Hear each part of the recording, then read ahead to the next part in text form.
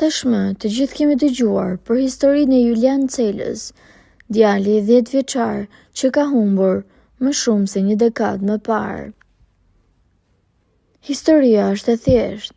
Fëmia ishte në një qendër interneti kur u thirr nga dikush dhe prej atij momenti nuk dihet asgjë për fatin e tij.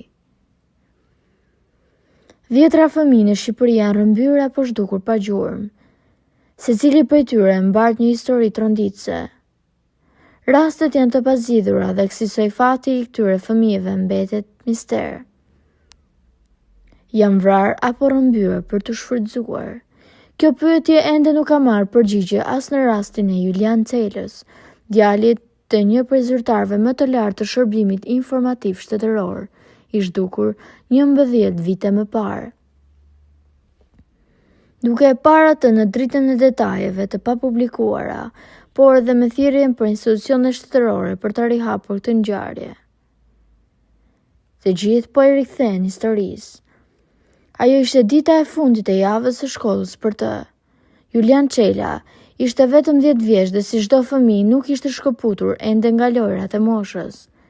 Edhe pse në atë ditë dhe në atë orë ai duhet të ishte në mësim, ai kishte zgjedhur të ndalonte te interneti i lagjës ku banonte. Aty, kundër personat e fundit që e pa të gjallë, ishte një nga punonjësit e qendrës së internetit, e cila dëgjoi një zë të thërriste nga jashtë. Dhe po kështu, ndjeu hapat e tij që nxitonin drejt të zërit që ka mbetur edhe sot misterios.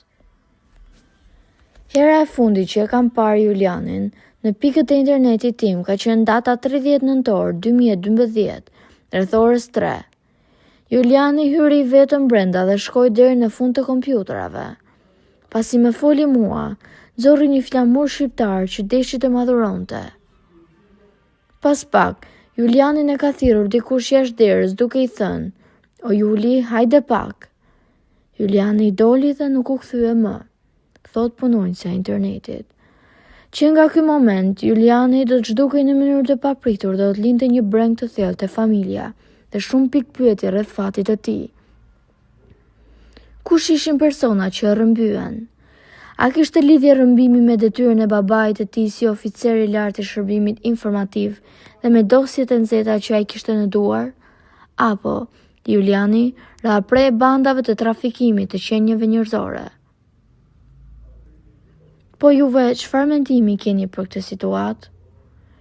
Komentojeni mendimin tuaj dhe mos harroni të shtypni butonin subscribe për të mos humbur asnjë video të re rreth kanalit ton. Ju faleminderit.